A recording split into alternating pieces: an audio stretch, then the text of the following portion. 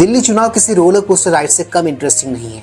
हमने यहाँ पर दोस्तों को आपस में लड़ते हुए देखा, तो वहीं हमने ये भी देखा कि कैसे वो दो दल जिन्होंने आपस में कस्में वादे खाई थी लोकसभा चुनावों के दौरान कि वो दोनों साथ मिलकर बीजेपी और मोदी की लहर को रोक देंगे, उन्हें प्रधानमंत्री नहीं बनने देंगे। उन्हीं दो दलों को दिल्ली असेंबली इलेक्शंस के दौरान हमने एक दूसरे के वोट को काटते हुए भी देखा, एक दूसरे की टांग खींचते हुए भी देखा। इसी तरह की अनगिनत खबरों और सुर्खियों से पटा रहा भरा रहा दिल्ली इलेक्शंस के ठीक पहले का 1 वीक। कहते हैं राजनीति में कुछ भी पॉसिबल है, कोई भी संभावना हो सकती है, कुछ भी यहाँ पर घटित हो सकता है। वो दो दल जो आपस में पहले कहते थे कि हम साथ साथ हैं, वही दो दल आज एक दूसरे को पूछ रहे हैं हम आपके हैं कौन। Now you might be thinking कि मेरा इशारा किसकी तरफ है, राइट? तो मेरा सीधा सा इशारा है अरविंद केजरीवाल और राहुल गांधी जी के बीच के इक्वेशन को लेकर। मेरा सीधा सा इशारा है कांग्रेस पार्टी और आम आदमी पार्टी के बीच के इक्वेशन को लेकर। और मेरा वो कहना कि राजनीति में कुछ भी पॉसिबल है इन्हीं दो दलों, इन्हीं दो नेताओं के संदर्भ में भी था वो। That's politics for you. Please like share subscribe YouTube channel ताकि हम ऐसे कंटेंट्स बनाते रहें। ऑलराइट दोस्तों, let's go back to the topic then. Swati Maliwal एक ऐसा नाम जिनके नाम को मेंशन किए बिना दिल्ली इलेक्शंस पर कोई भी चर्चा, कोई भी डिबेट अधूरी है। ये इन दिनों खूब चर्चाओं में है, ये खूब सुर्खियां बटोर रही हैं।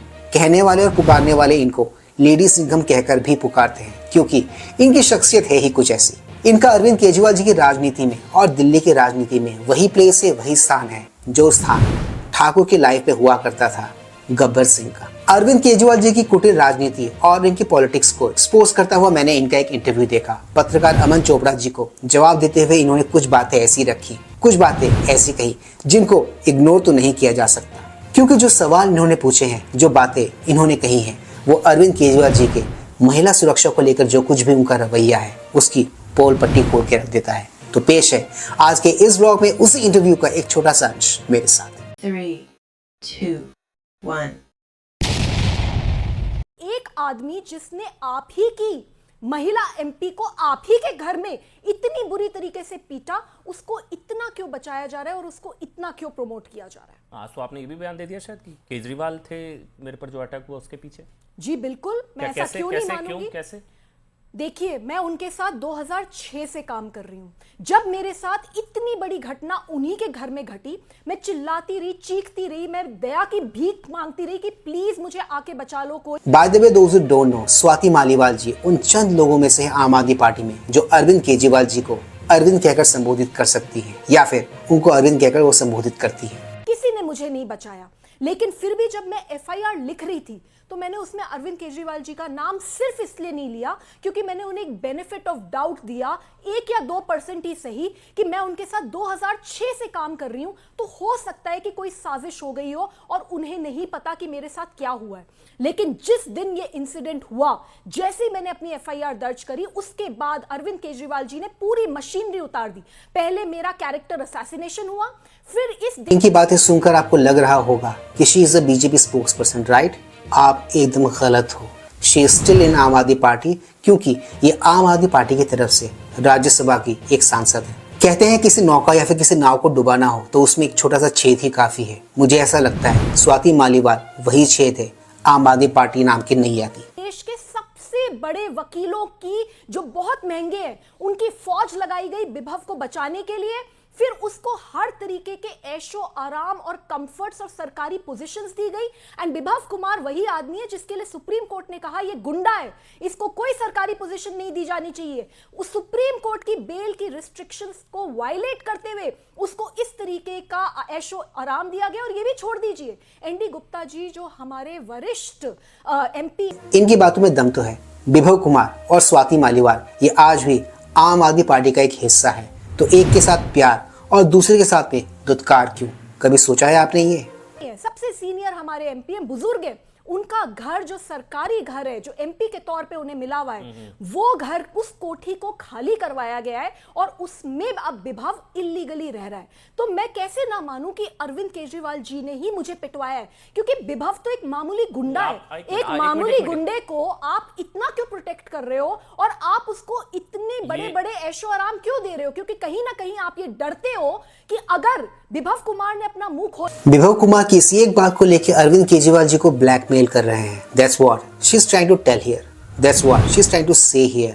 आपको नहीं लगता कि मामला बहुत संगीन हो सकता है? दिया तो इस देश को वो बता देगा कि अरविंद केजरीवाल जी ने मुझे पिटवाया। दो चीजें, मतलब क्या विभव अरविंद केजरीवाल जी को ब्लैकमेल कर रहे हैं? नंबर एक, आप कह रहे हैं अरविंद केजरीवाल ने पिटवाया, ये आपने जो कहा अभी, you blaming directly Arvind Kejriwal ex CM, number one. Number two, क्या विभव ब्लैकमेल कर रहे हैं अरविंद केजरीवाल? आप ये कह रहे हैं? मैं ये कह रही हूं कि अरविंद केजरीवाल जी बहुत डरे हुए हैं।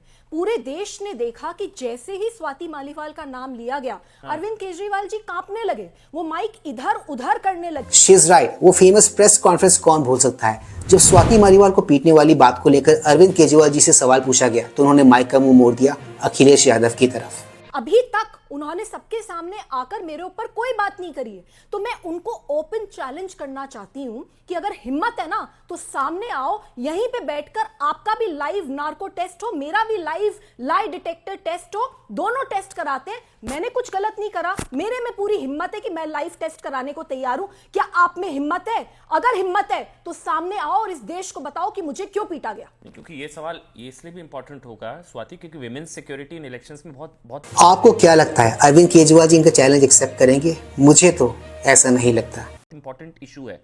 अब अभी रमेश भिदुड़ी का एक बयान आया, उसके बाद आम आदमी पार्टी तो विमेन्स सिक्योरिटी को एक बहुत बड़ा इशू बना रही है, आप कुछ अलग ही कहानी बता रही हैं।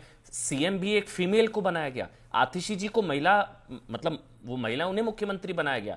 तो ये सारी चीजें विमेन्स सिक्योरिटी आम आदमी पार्टी की इशू बना रही है, लेकिन आप कुछ और कहानी सुना रही है।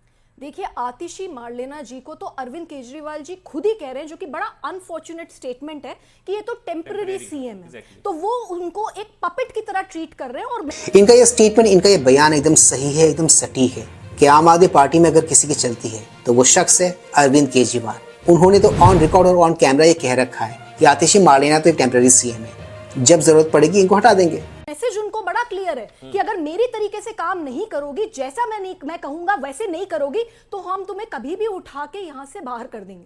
जहां तक रमेश भिदुड़ी जी का स्टेटमेंट है, मैं उससे बिल्कुल भी मेल नहीं खाती। मेरे हिसाब से वो ठीक नहीं है और मुझे लगता है राजनीति में एक प्रचार का स्तर मेंटेन करना चाहिए। लेकिन हमने ये देखा कि आतिशी मारलेना जी को जब कुछ बोला गया, किसी और ने अपशब्द बोले, तो उनको बहुत रोना आया। वो आई सबके सामने, टीवी के सामने, वो फूट फूट के रोई।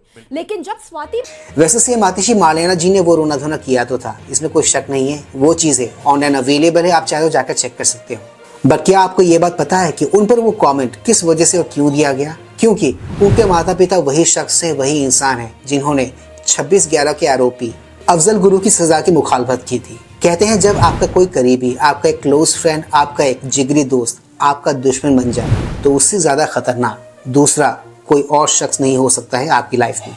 और न जाने क्यों अरविंद केजरीवाल जी के केस भी मुझे ऐसा ही कुछ होता हुआ दिख रहा है। इनका एक्चुअल दुश्मन बीजेपी या फिर मोदी नहीं है, इनका एक्चुअल दुश्मन है इन्हीं के लोग, इन्हीं के दोस्त। आज के इस ब्लॉग को बनाने का मेरा मकसद और मेरा ऑब्जेक्टिव स्वाति मालीवाल जी ने किस बात के लिए और क्यों अरविंद केजरीवाल जी को ओपन चैलेंज दिया डिबेट शो के लिए, ये सब कुछ आपके साथ विद डिटेल शेयर करना था। Hope you like the video. आज के इस ब्लॉग में सिर्फ इतना ही। मैं मिलूंगा आप सबके साथ अपने अगले ब्लॉग में। And yes, do not forget to like, share, subscribe my YouTube channel.